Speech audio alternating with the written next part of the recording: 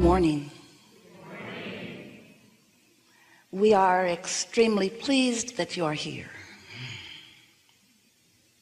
It is good to come together for the purpose of co-creating. Do you agree? Yes. You are knowing what you are wanting? Yes. Desire is a good thing, isn't it? Desire that you believe. Nothing feels better than that. That anticipation of more and more wonderful things coming to you. It's really what you are about. It's why this time and space looked so appealing to you. Because you knew you would come into this environment of variety, which would give you an opportunity to come to your own personal and very important conclusions about what you prefer. And you understood before your emergence into this body that once you decide, a powerful word, once you make a decision about something, think about the power of a decision. Once you decide, not once you ponder, not once you speculate, not once you wonder, not once you weigh the pros and the cons and the pluses and the minuses, but once you decide, once you come into alignment with your idea of desire, so then there's no resistance within you, then all things move in cooperation with your decision. In your indecisiveness, in your I want it but, I really want this but, then there is a split or a resistance, self-imposed, that just slows everything down, dilutes the power of it. And that indecision is what then brings about frustration because of the slowness of the response. When you have decided, then you are powerful. But it takes a little while to become decided, doesn't it? You have to sort of collect some data. Sometimes, oh, you're doing so well. Sometimes you'll be all tuned in, tapped in, turned on, and you'll be going with the flow, and we mean that literally. You're going with the flow, and you feel very decisive about something. You see something that you want, and you know, that's it right there. Yes, you're decisive.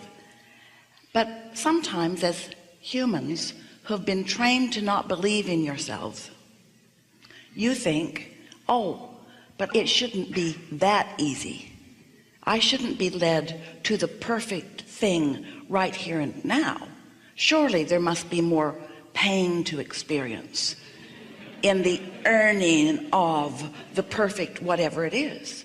And so sometimes, even though you were led right to it, because the source within you knew right where it was, and you were tuned in, tapped in, turned on, and so you went to right where it was, and when you saw it you knew it, but then you second guessed yourself because it was not nearly painful enough coming to the conclusion.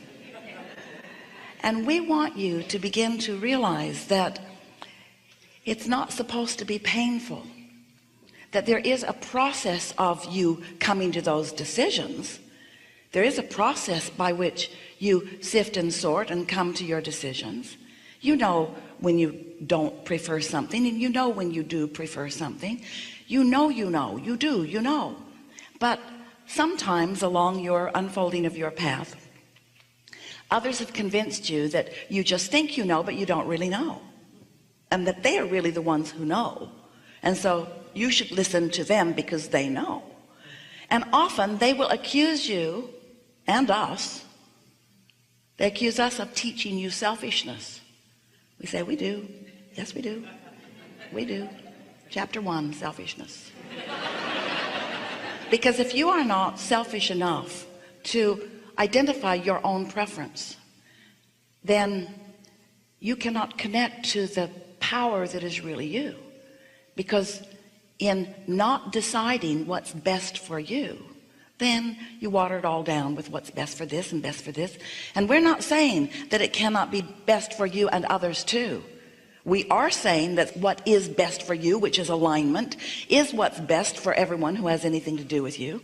because when you are in alignment with the source within you, you have plenty to give. Oh, then you're flowing, you're dynamic, you're fun. But if you're not selfish enough to get tuned into that, then you're not so much fun. And then that's when we love you so much. That's when you get demanding. That's when you start demanding the respect that you want. So this process of coming to your decisiveness, this process of what we are calling the process of deliberate creation, because it's no fun just to stumble into it. You think you might like that, but you really don't. When you stumble into wonderful things, you don't feel nearly as emphatically joyful about them as when you plan for them and you watch them evolve, and you're there to witness the unfolding of them so that you have complete ownership in what happened.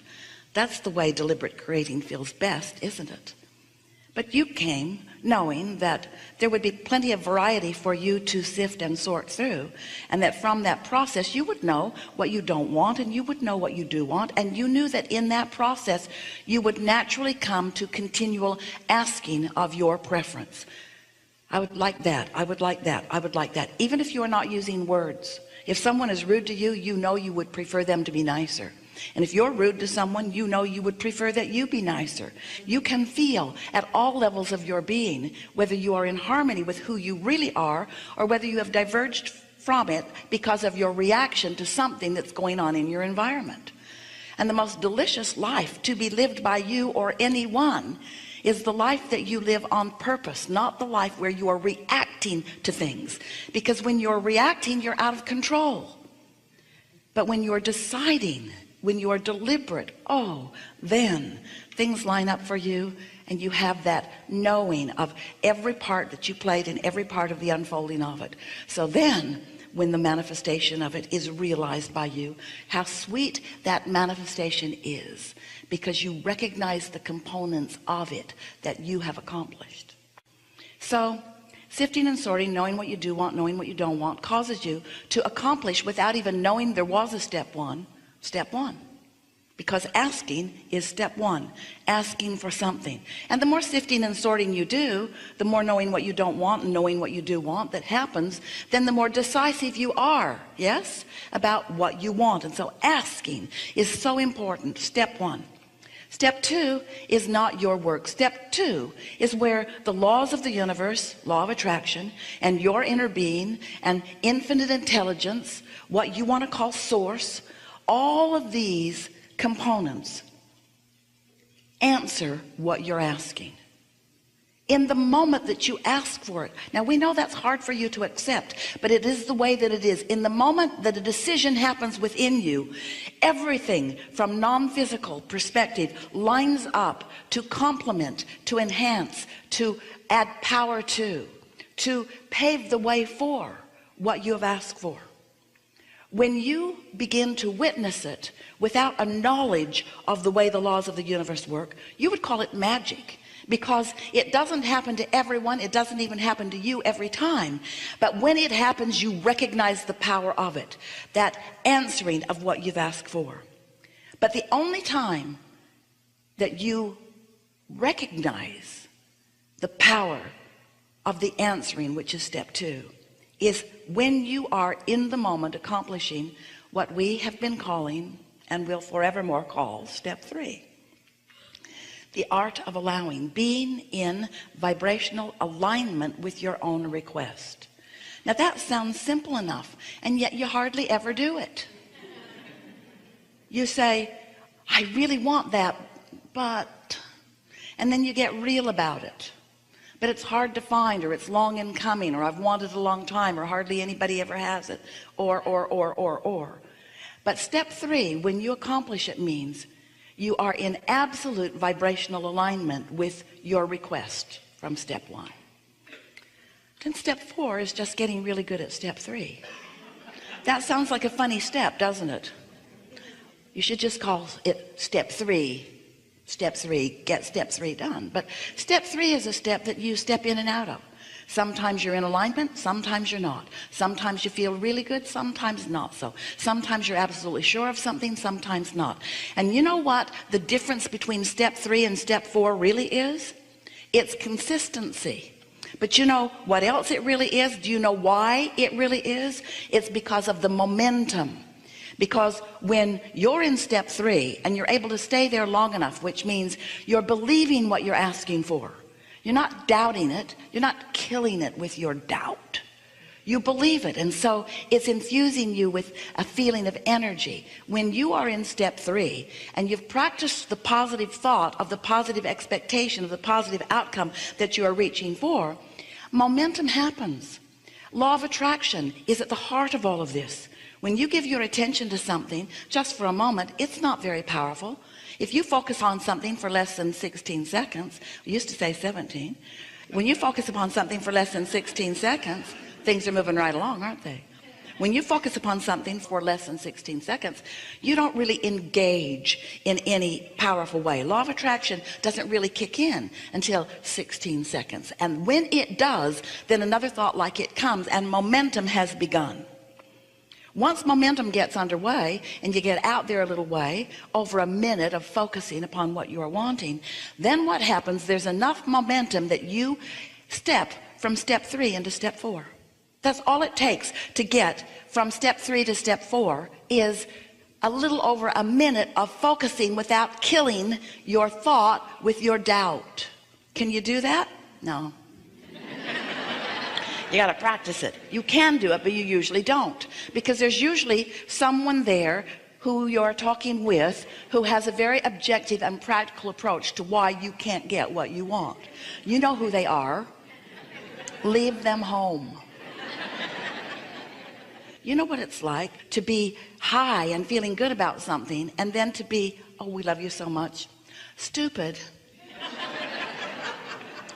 And to say it out loud to somebody who's not ready. In other words, if you talk about what you want to someone who's not ready for you to have what you want, they're going to throw cold water all over it. They don't mean to. They love you mostly. They do. They love you. They mean well for you pretty much.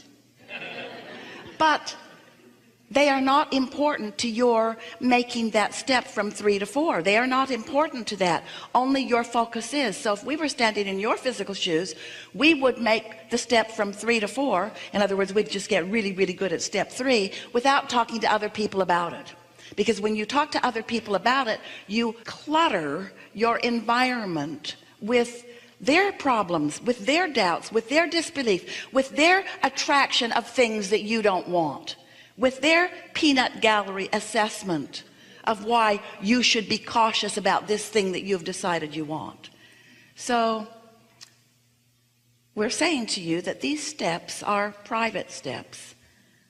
Life shows you what you want, and Source lines up with you right away, and there's no fanfare with Source. Source doesn't send out an email announcement. Source doesn't try to get you on the evening news with it, and it's fortunate for you. Because when you hold your intentions to yourself, they can be more powerful. And that's something that most humans do not understand. You think that there's power in numbers. No. The power is not in the numbers. The power is in the alignment, you see. And usually in the numbers, there's fracture.